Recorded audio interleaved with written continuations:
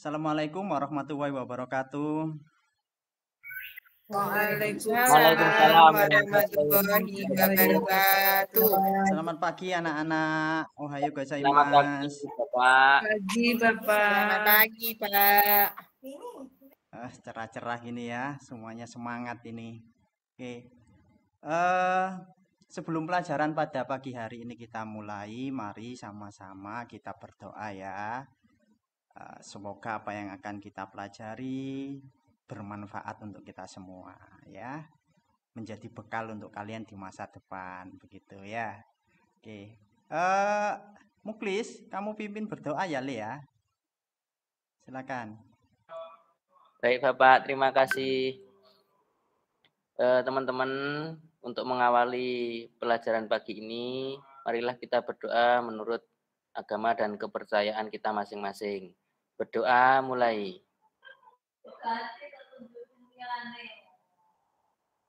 Berdoa selesai. Oke, terima kasih Muklis. Saya presensi dulu ya terkait kehadiran Anda semua ya di sini ya. Anak-anak kelas 11 A33.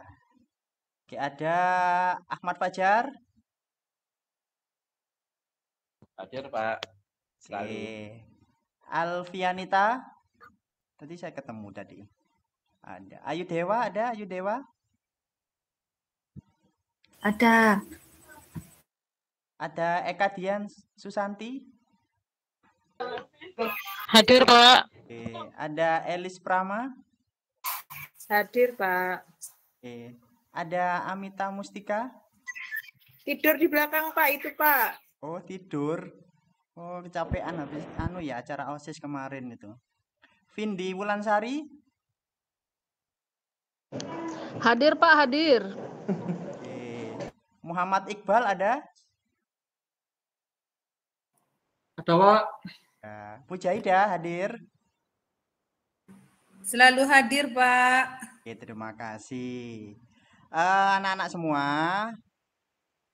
karena ini kita di semester genap, tahun pelajaran yang baru ini ya.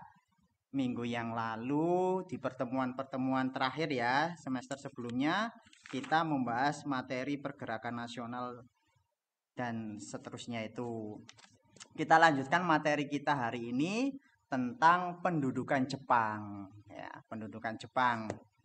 Tujuannya apa pembelajaran hari ini? Satu di antaranya adalah Anda semua akan bisa mengidentifikasi berbagai macam propaganda yang dilakukan Jepang dalam menarik simpati bangsa Indonesia pada masa itu. Oke. Tapi sampai di sini Anda kalau ingat tentang Jepang itu apa ya yang ada di pikiran kalian ya? Jepang ya, Jepang. Disiplin, Pak. Oh, disiplin. Iya, disiplin ya. Oke. Wibu, Pak. Oke. Anime, Pak. Anime. Oke, yang lainnya? Lolos 16 besar, Pak. Oh, lolos 16 besar. Mengalahkan Spanyol, Pak. Oke, ya. Jadi itu satu di antara hal-hal yang identik dengan Jepang ya. Ini PowerPoint pada pertemuan hari ini. Materinya sudah saya kirim ke Google Classroom ya. Di kelas Google nanti kalian bisa membuka, membaca. Jadi jangan dibuka saja Google Classroom-nya, tapi dibaca referensinya. Nggak dibuka tok percuma lah ya. Tuh. Pak. Ini kelihatan PowerPoint-nya anak-anak semua?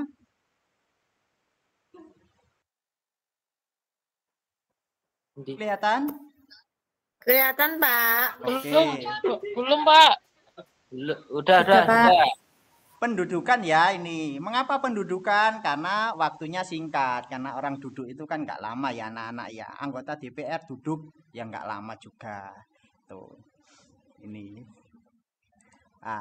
Apa yang kamu ketahui tentang Jepang? Tadi sudah disebutkan ya. Berkaitan teknologi, negara maju, kemudian anime, ada budayanya, ada keikutsertaannya dalam Perang Dunia Kedua, dan pernah menjajah Indonesia. Nah, gambarannya Jepang itu seperti apa? ketika ikut serta dalam Perang Dunia Kedua dan sebelumnya itu Jepang bangsanya itu seperti apa sih anak-anak semua? Coba kita lihat gambar yang ada di layar itu. Golongan samurai, yang satunya tentara sudah menggunakan pakaian dan persenjataan yang sudah modern di sini ya. Tuh. Mengapa bisa sampai dengan kondisi yang sedemikian rupa? Itu karena efek yang namanya restorasi Meiji. Nih. Jadi pembaharuan ya, restorasi, pembaharuan begitu ya. Ada bidang-bidang, ada hal-hal yang dirombak begitu yang ada di Jepang, disesuaikan, dipadukan dengan budaya asing, tapi tidak menghilangkan unsur-unsur budaya Jepang. Jadi semangatnya masih dipertahankan begitu. Ini ada video tentang restorasi Meiji. Ini saya putar kan videonya. Ini kelihatan ya? Kelihatan, Pak. Adalah negara termaju di Asia, terutama dalam bidang teknologi dan industri. Namun, tahukah Anda bahwa negara yang dijuluki sebagai negeri matahari terbit ini beranjak dari sebuah negeri yang tertutup? Melalui Act of Seclusion, Jepang secara resmi menutup kontak dengan dunia luar. Kecuali dengan pos dagang kecil milik Belanda di pelabuhan Nagasaki selama 200 tahun. Ketika Kaisar Meiji naik tahta pada tahun 1868, negara ini sangat lemah dalam bidang militer dan masih tertinggal dalam bidang teknologi. Amerika Serikat dan negara benua biru lainnya memaksa Jepang membuka perdagangan dengan dunia luar. Pada April tahun 1868, kebijakan pertama Kaisar Meiji adalah memindahkan ibu kota Jepang dari Kyoto menuju kota Edo yang nantinya berganti nama menjadi Tokyo. Ya. Agraris Ya, 50 km. Sumber belajar yang ada di Pemerintah mendirikan sistem tahun 1945 Jepang dan industri sebagaimana yang berkembang di negara luar. Sehingga perkembangan industri Jepang sangatlah cepat. Ia termaju karena diturunkannya oleh sistem leluhur mereka. Jadi itu ya sekilas tentang restorasi Meiji yang ada di Jepang yang membawa Jepang menjadi negara yang maju, berkembang luar biasa dalam bidang industri, teknologi, dan militer yang membuat Jepang akhirnya menjadi negara imperialis yang nanti Jepang akan berikut serta dalam Perang Dunia Kedua di wilayah Asia atau yang Anda kenal dengan Perang Asia Timur Raya atau Perang Pasifik kalau menurut Amerika yang ditandai dengan serangan Jepang ke Hawaii tanggal 7 Desember tahun 1941. Ini juga ada videonya ya. Nih. Nah, Anda pernah melihat gambar ini anak-anak semua? Anak-anak 11A33?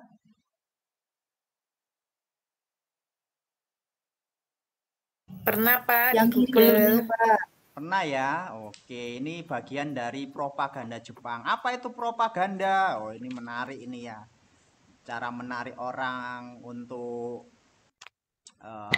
mengikuti, kemudian mempercayai dengan berbagai macam cara ya. Ini ada Bung Karno juga yang ikut serta di situ membawa bendera dan bendera Belanda.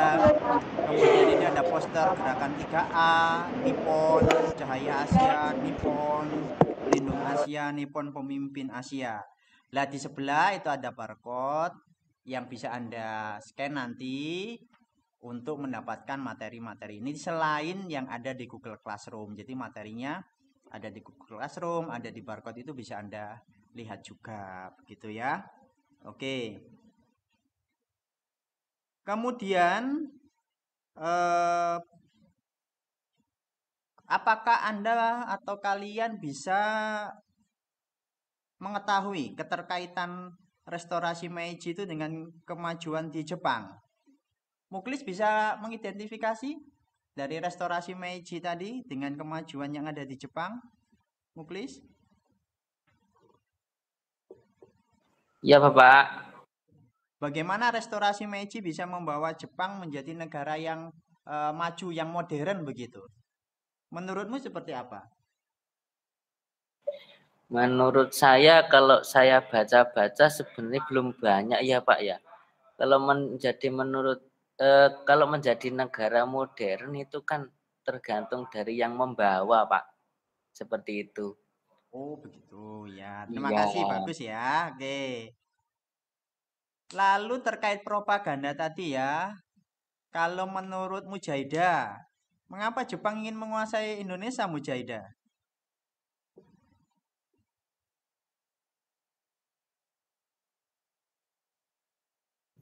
Mujahidah lagi sakit gigi, Pak. Oh, sakit gigi. Ya ke UKS ya. Silakan ke UKS. Enggak sian nanti ini. Iya, giginya. Oke. Jadi propaganda ini satu di antara cara Jepang untuk menarik simpati masyarakat Indonesia ketika Jepang berhasil mengalahkan Belanda ya tahun 1942. Selain propaganda ini masih banyak lagi ya anak-anak semua.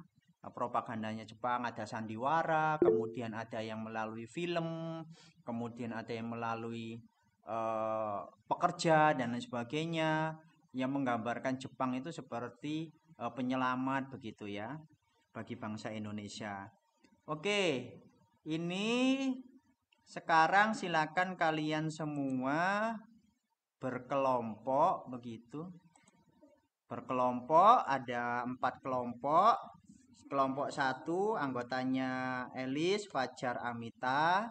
Kelompok 2 ada Mujahidah, Muklis, Vindi.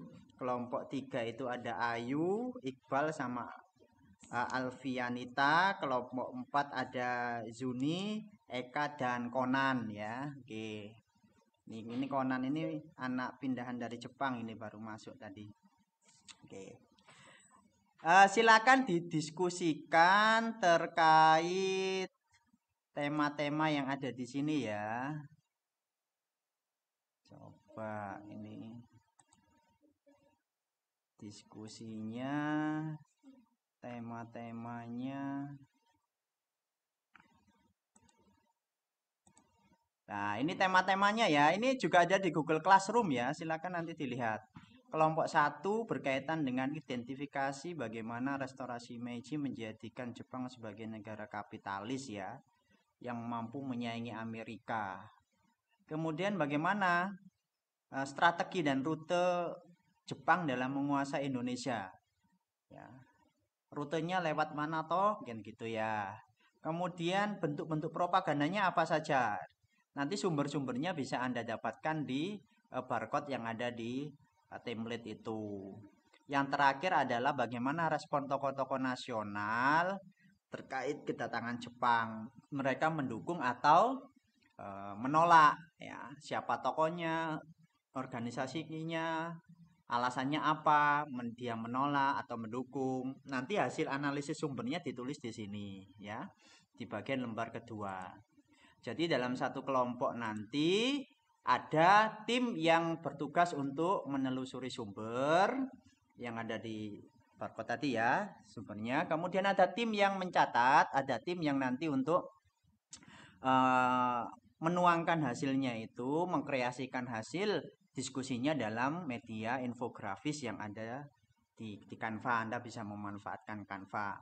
Ini ada waktu 25 menit untuk Anda berdiskusi dan membuat Canva itu. Saya persilakan kalian untuk berdiskusi. Silakan. Dan nanti setelah itu dipresentasikan ya, secara urut nanti kelompok 1, 2, 3, 4, 5. Silakan. Anda juga dapat mengakses itu ya, informasi yang ada di website Tirto ID itu ya, Historia maupun National Geographic, untuk melengkapi wawasan Anda selain yang ada di barcode tadi yang saya sertakan ya. Tuh. Ini kelompok 1 siap untuk presentasi? Kelompok 1, Elis siap presentasi untuk tema yang pertama Fajar, tadi? Pak, yang mau presentasi katanya. Siapa? Fajar. Ayo Fajar, silakan presentasi. Kita kan berkelompok. Kenapa kok harus saya sendiri? Mewakili kelompok. Ya. Tadi kita diskusi apa ya, Elis? Saya tadi lupa ingat. Loh, kan materinya ada di Google Classroom juga selain Bapak tampilkan di sini. Saya cek lagi nanti. Enggak, ya enggak. Saya takut Pak kalau sendirian Pak maju ke depan. Nah, kok takut malahan. Oke. Kelompok 2 siap ya presentasi ya. Mujahidah dan kawan-kawan siap.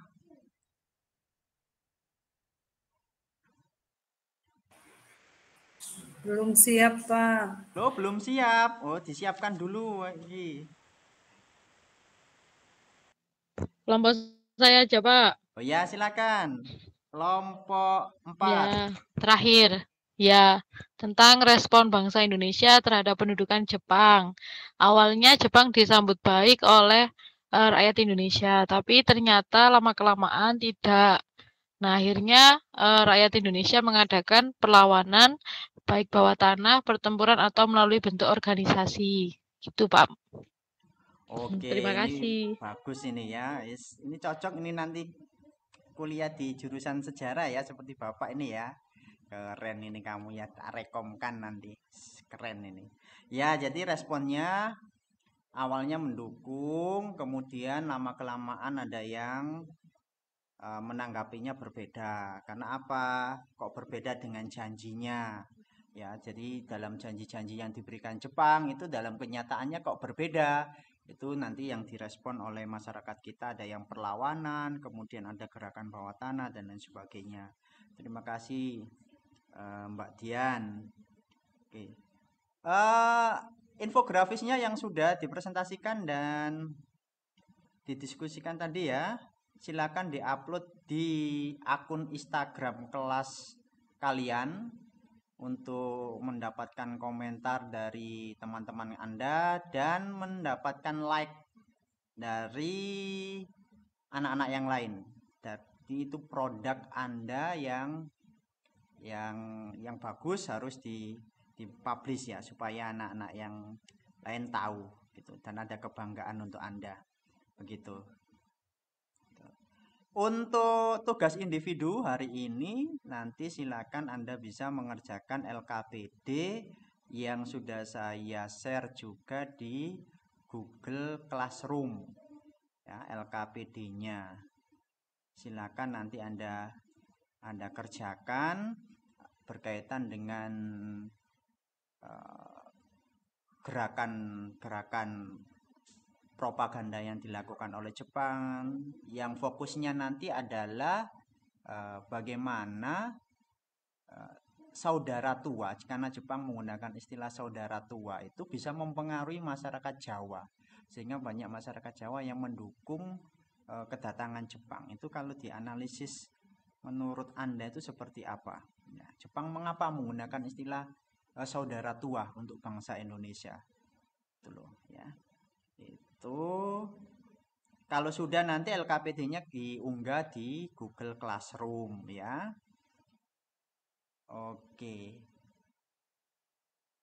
Ada yang bisa memberikan simpulan terkait pembelajaran kita pada pagi hari ini anak-anak 11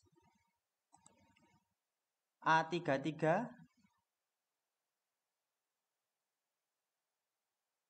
Zuni bisa menyimpulkan apa yang dapat kita petik dari pembelajaran kita berkaitan dengan propaganda yang dilakukan Jepang di masa perang itu bagi kita itu sekarang seperti apa sih? Manfaatnya apa? Untuk manfaatnya ya Pak ya, manfaat awal mulanya propaganda Jepang itu kan kalau saya nangkep dari ceritanya Pak Guru tadi adalah semacam rayuan gombal gitu Pak ya. Jadi kita bangsa Indonesia dirayu sama Jepang, setelah kita sayang, setelah kita percaya, lalu kita dihianati oleh Jepang gitu ya Pak ya. Ternyata Jepang modus, gak tulus, seperti itu. Hanya menginginkan sumber daya manusia dan sumber daya alamnya Indonesia. Nah tapi dari kebijakan-kebijakannya Jepang, ternyata bangsa Indonesia itu juga kena dampak positifnya. Kan itu ya Pak, Jepang itu tadi kan membentuk organisasi-organisasi seperti RT, RW sampai sekarang masih ada. Terus apalagi ya Pak tadi? Saya lupa. Lainnya aja Pak. Oke, terima kasih Zuni, ini bagus Zuni ini ya. Jadi kalau kita ingin mendapatkan sesuatu harus ada usaha, itu yang dilakukan oleh Jepang. Jadi berbagai macam usaha dilakukan oleh Jepang, termasuk menggunakan rayuan-rayuan dalam propaganda itu, dan bangsa kita kan tertarik akhirnya ya. Anda kan juga begitu, kadang suka ke Uniqlo ya, tertarik dengan produk-produk Jepang. Ayo coba sepatunya itu ya, tasnya. Nah, sepeda motornya kan begitu. Zuni tadi saya lihat masuk, ditanya tim tatip, kok nggak mengenakan helm dekat rumahnya. Pak, sepeda motornya Scoopy kebetulan ya. Itu dari Jepang juga. Gitu ya. Jadi berkaitan dengan materi kita pada hari ini, perang, kemudian konflik, propaganda, itu memang ada tujuan di balik itu semua, ada keinginan di balik itu semua. Maka dari itu kita harus pandai menyikapi itu semua. Dalam peristiwa apapun, termasuk yang dihadapi Jepang ini, ketika mereka tersudut karena sesuatu hal, sehingga dia akhirnya melakukan perang sebagai jalan terakhir kalau menurut dia.